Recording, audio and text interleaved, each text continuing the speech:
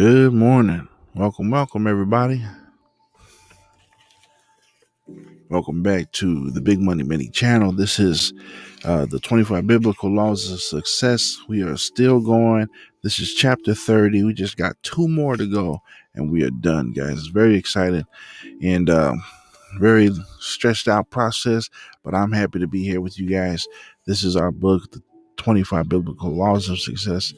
3 years in the making. We're finally going to get this thing out of the way, and we can hand this book off to somebody else to enjoy.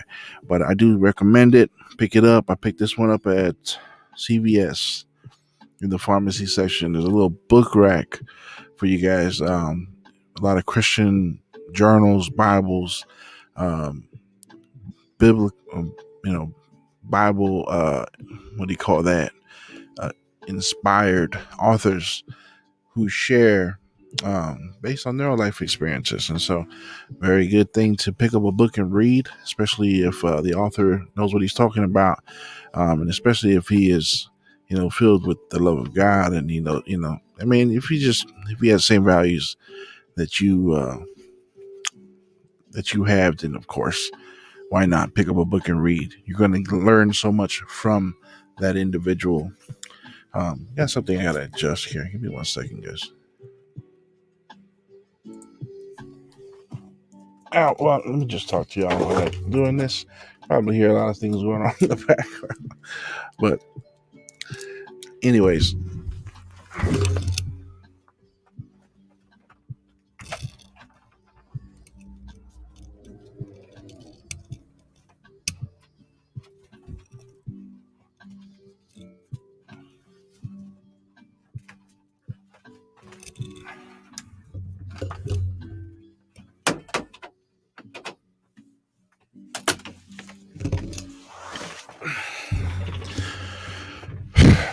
tearing my desk apart over here. So this is chapter 30. Chapter 30. And this is the second part of the book. The first part was the 25 biblical laws of success.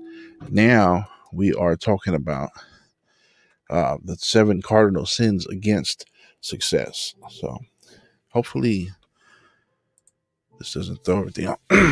Okay. So, man, I'm making adjustments on the fly, but it's all good. We're going to get through it. There you go. My lighting wasn't in agreement with me. Anyways, got past that. This is oh my God.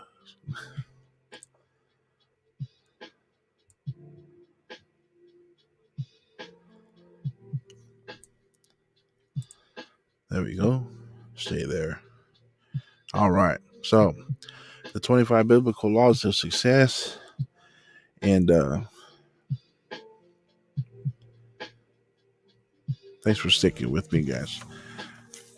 A little frustrating, but that's life, huh? You know what I mean? We just gotta roll with the punches as things go, and let's make it happen anyway.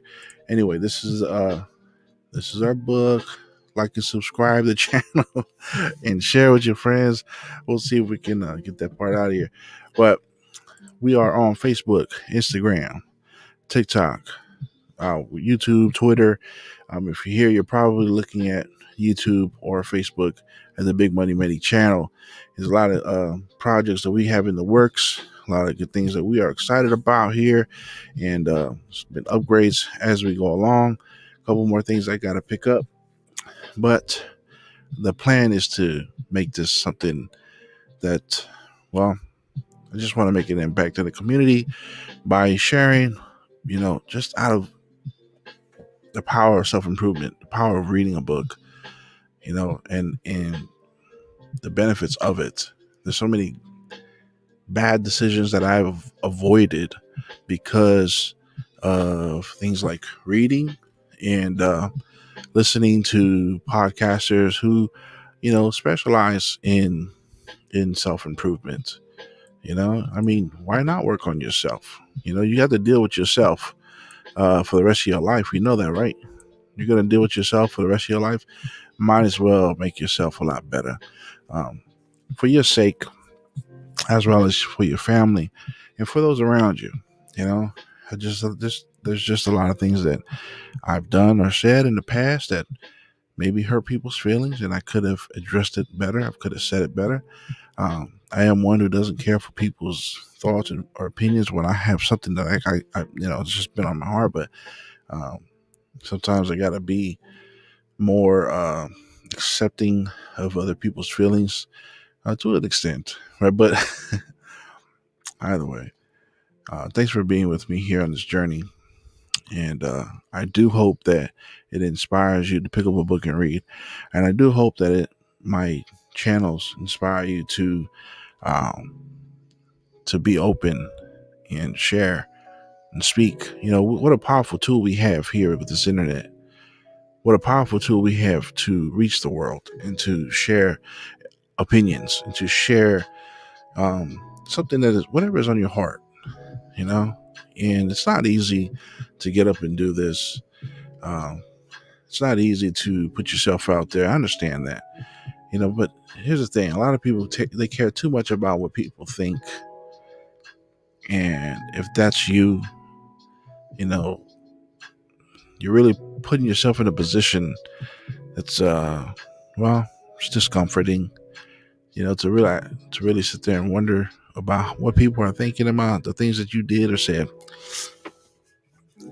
You have to do it, but to a certain extent. Again, there's a fine line. Anyway, that's enough of me. Let's get into this book, guys. This is a short chapter, so we'll be done very quick. This is chapter 30. Chapter 30 covers, I believe this is our fifth cardinal sin against success, which is the sin of jealousy and covetousness. All right, so if you are a Christian, if you read the Word of God, you already know jealousy and covetousness, very bad, right?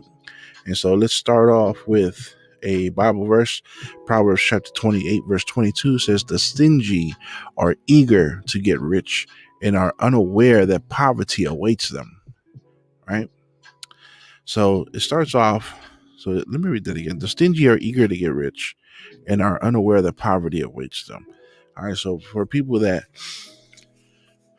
strive to be, now I'm going to be wealthy, right? But there's an ugly kind of wealth out there. There's an ugly kind of rich out there that is against the Word of God. That is, you know, against what the Bible wants of us, or God's Word wants of us, asks of us.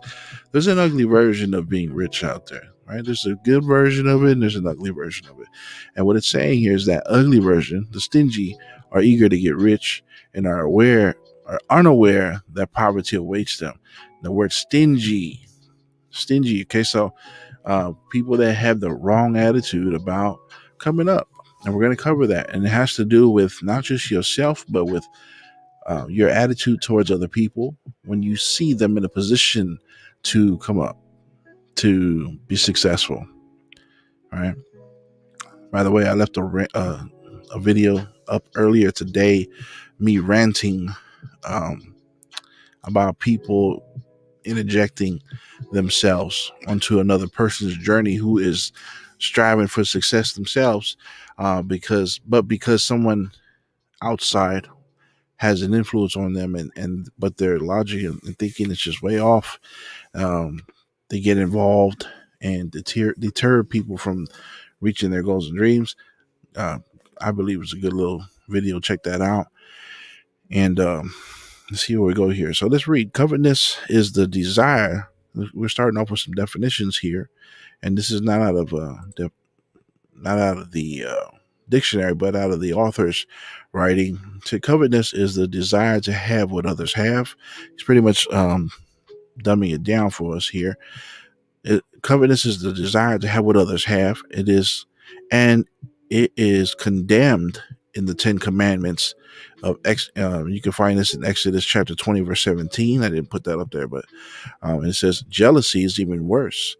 Jealousy is when what others have when it bothers us. Jealousy is even worse because what other people have bothers us. That is pretty ugly. That is ugly. It's ugly to have a desire for what others have. Now, there's a healthy version of that. You know what I mean? Like if you see somebody doing good, right? Maybe they've gotten in shape, right? They're working out, they're taking care of their bodies, and you're not in shape. I'm not gonna say you're unhealthy or anything, but you're just not in shape. Um, and you see someone who's working hard and getting the results, and maybe you might be like, man, I want that for myself. There's a good healthy wanting of that, of something else, right?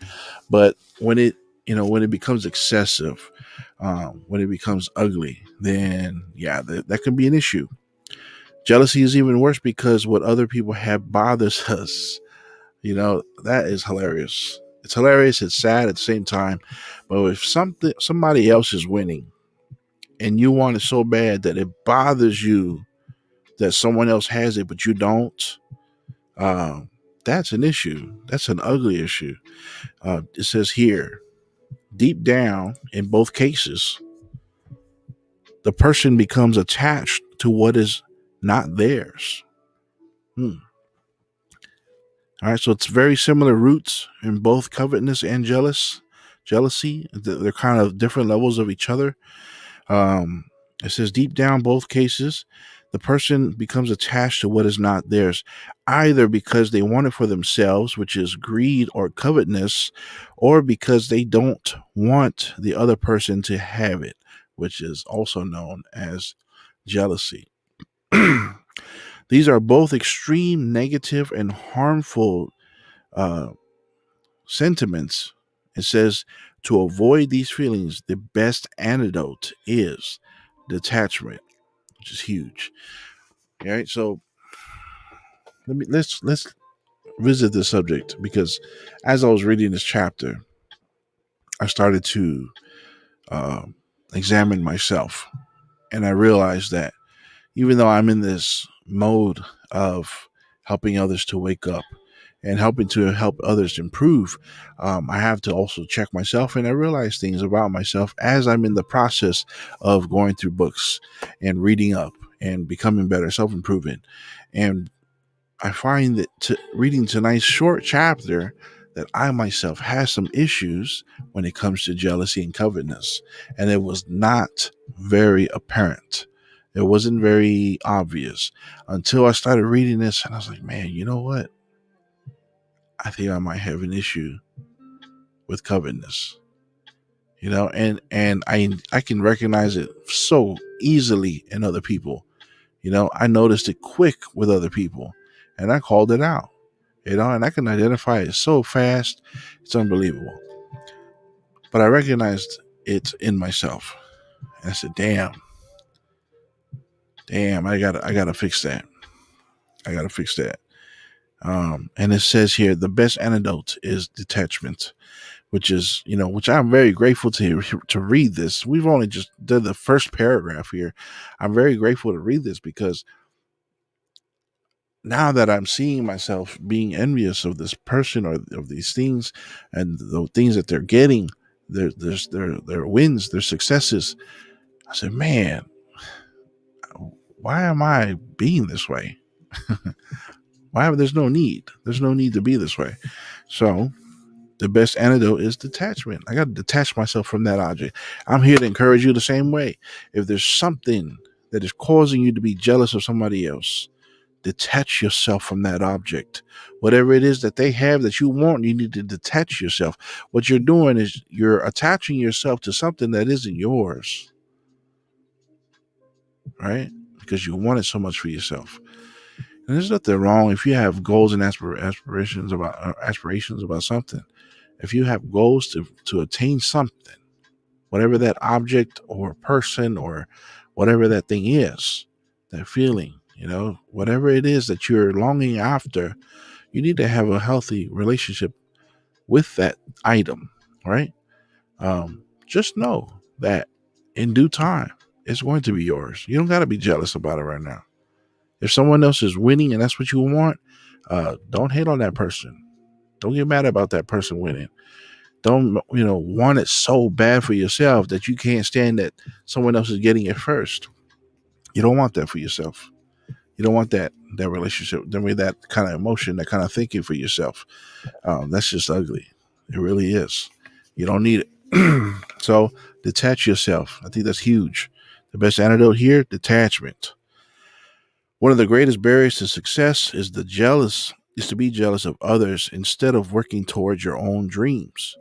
When the Bible says that jealous people will become poor, it is not because God will punish them, but simply because they will experience the effects of wasting their energy on that which results in nothing.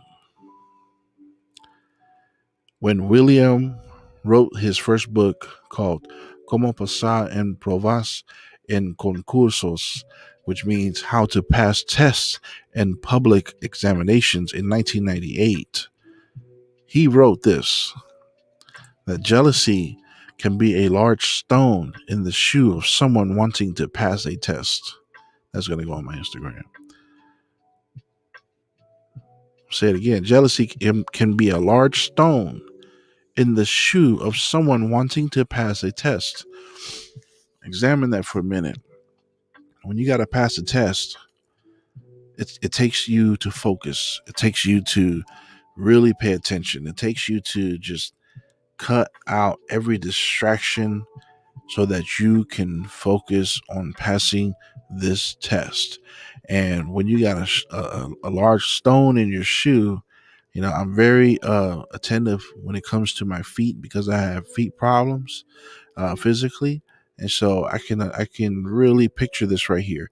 A stone in my shoe. I mean, that would bother anybody. That would bother anybody. But it said that's how jealousy is. It's like a large stone in your shoe. While you're over here trying to focus, you got that large stone in your shoe, and even though you're trying not to pay attention to it, because that stone is there, it's going to bother you. It's going to bother you, right? That's huge. Um, William is one of the authors here. So William Douglas is who he's referring to. It says years later, when reading the book called um,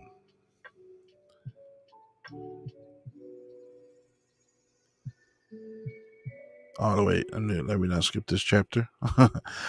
uh, Jealousy can be a large stone in the shoe of someone wanting to pass the test. He recommended that students avoid the urge to complain, or to present themselves as victims, or to look for someone or something to blame.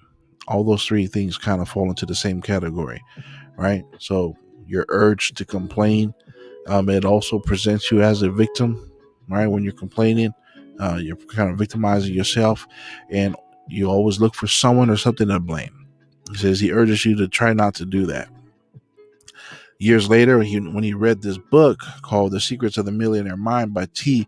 Harv Eker, I've heard about that book many times before, so that's going to be going on my list. By the way, if someone refers to a book while you're reading a book, if you like the one that you're reading, you might want to write that down. Make it a habit. Write down the book. If someone says, man, this book changed my life, it affected me and changed me here and fixed this, write the name of that book down and get to it later. Okay, so Secrets of the Millionaire Mind, maybe we'll cover that in our book or in our book club.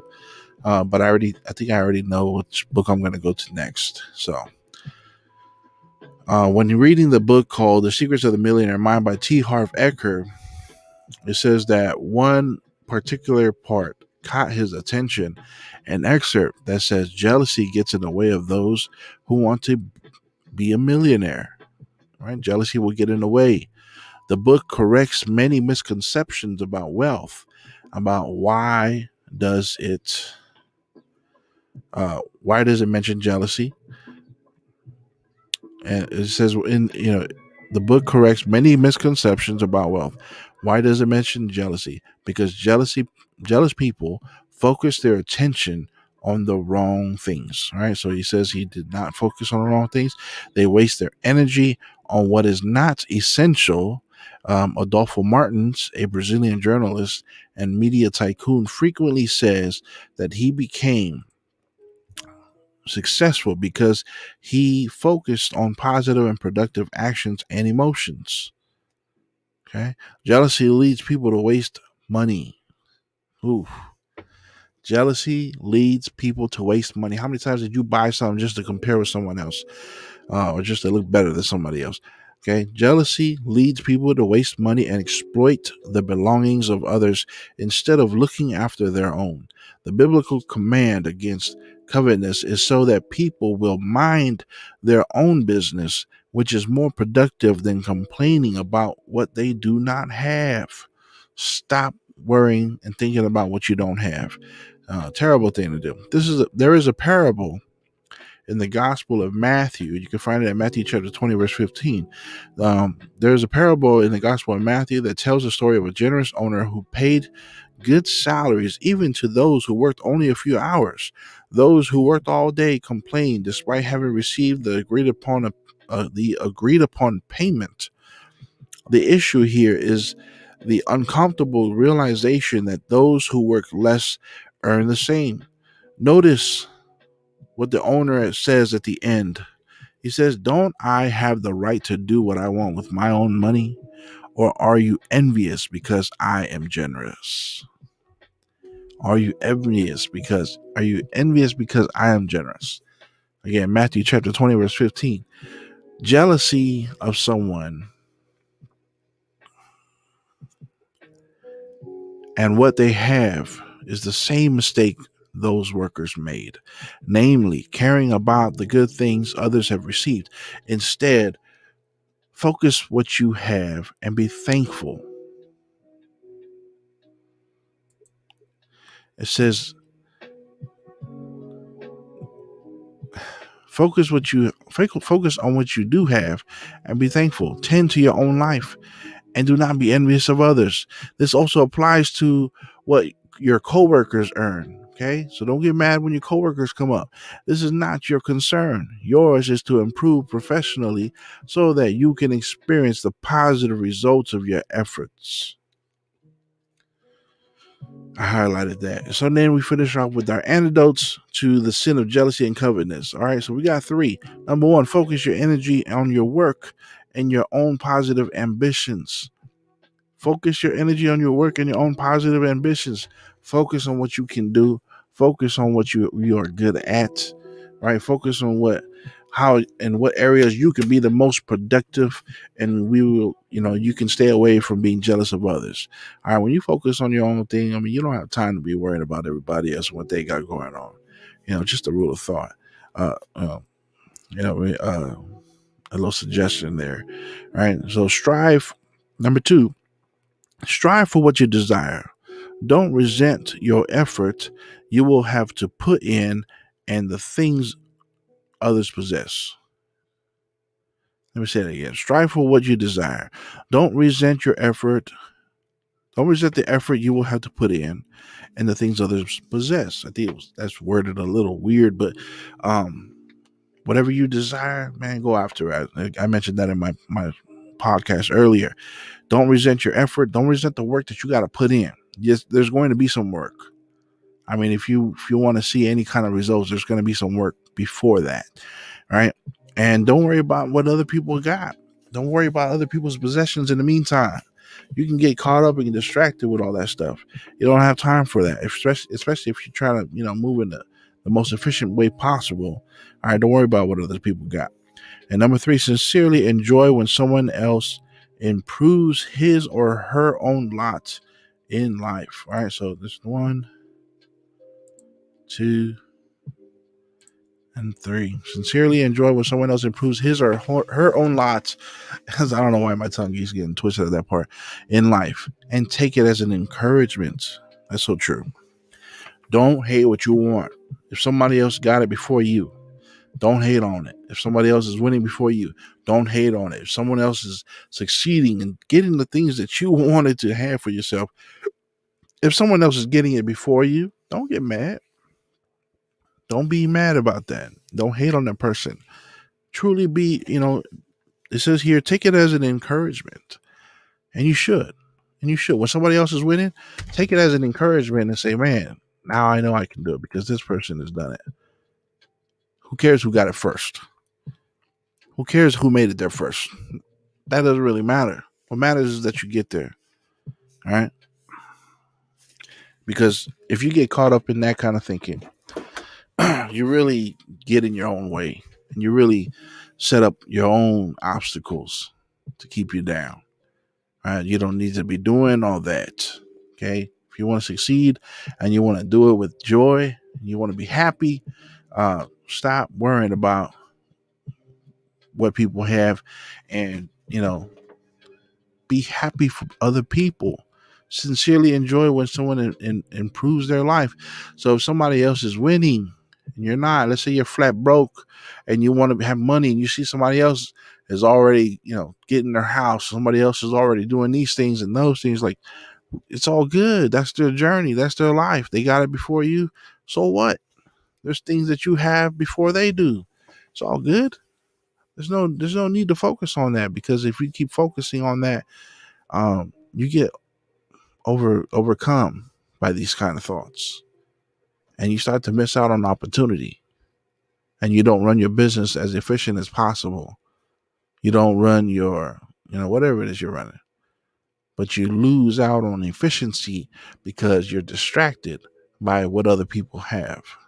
It's a form of jealousy, and you don't need it. But when you sincerely enjoy with watching your opponents, watching your peers, coworkers, when you see them being successful and you are sincerely happy for them, oh man, it's like it's an awesome feeling. It's an awesome feeling to congratulate somebody that you are competing with. We got to learn how to compete. And let me just, that's just coming from my heart. We got to learn how to compete, people. I'm in the business where we are very competitive with each other, office against office, team against team, agent against agent. We compete with each other, and that's a great thing. It brings out the best in you, right? It really does. It brings out this competitive edge, which pushes you to do more, to do better. But that can get ugly. I don't respect people who are talented. I respect people who can win with grace and lose with grace. I don't care if there's a stud that comes in and, oh yeah, he can do it all. He can win here and win there and all of that. If he has an ugly attitude towards other people, you lose all my respect. I won't give a damn about you, your talent, your skill, your results. It doesn't mean nothing to me if you have a bad attitude about it. But when someone is generally happy for others, always clapping their hands as people walk the stage, always admiring when somebody overcomes objections and wins for their family and brings in results. When somebody is generally happy for another individual who's winning, let me tell you, good things are in store for that person. Good things are in store. So have the right attitude. Clap for those who, this is an awesome song. I think it's The Gamers. It's an awesome song. It's one of those football hype songs, right? And there's some college. I don't know which college it is. I don't know much about college football. But there's a college football team that has, they all have their chants and mantras and stuff like that. They have this chant, and I guess, I'm pretty sure they do it before the game. It's just an awesome little chant. And we're all about chants in my office. We have, we get loud and rowdy and excited, crazy environment. But there is, what does he say in that chant?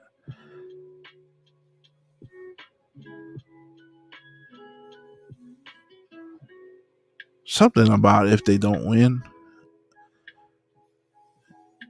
Pretty much he's all excited about winning, but if they don't win, then they'll stand by the road and applaud the winners that go by. And they lift their head up high. And I don't know the wording. It's an awesome little song. Game Time. It's called Game Time. But what a great attitude, you know? It was all about anticipating the win. And they said that if they don't win, they'll stand by the side of the road, heads held high, cheer the winners as they come down the road, as they go by. I mean, I respect that. I respect that. I respect those who have respect for others. I respect those who can respect when their opponents beat them. That's honorable. It really is. And so when you are jealous of others, it is very dishonorable. There's individuals in my team who are great. They're talented. They're skilled. They got all the right people pushing them up and excited about them. And they do put up good numbers here and now and then. But then when they're not, when they're losing, they can't stand when somebody else is winning. And to me, you're a piece of shit if you do that. I mean, if you have that kind of attitude. Straight up, you're just a piece of shit. And you ain't nothing special. You know what I mean? Like, you can't celebrate somebody else winning, somebody else who put in the work more than you, somebody who wanted it more than you, somebody who fought harder than you. Have respect. All right, so sincerely enjoy when someone else improves his or her own lot and take it as an encouragement. That is the ultimate right there. When you are encouraged, if I see somebody else win, man, I don't sit there and frown and be like, oh, I wish it was me. It should have been me. It should have been me. Those people with that attitude y'all can save it. But to use it as an encouragement, that's awesome. I'm going to finish off with this quote here. It says, from Lionel Shriver, a lot of people get so hung up on what they cannot have that they don't think for a second about whether they really want it. So it's pretty much being accountable to themselves. That's how I take that. Either way, cool little chapter. We stretched it. We made 33 minutes out of it, out of a short little chapter. That was chapter 30, guys. The last chapter is chapter 32. Chapter.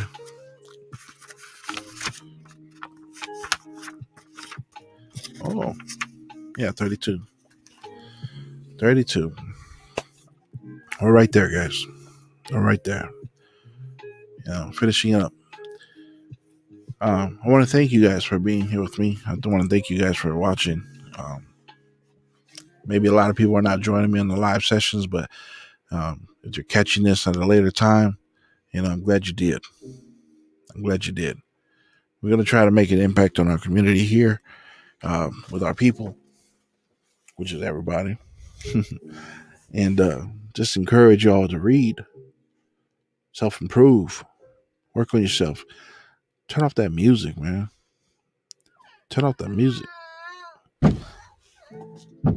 Oh my gosh. Nah.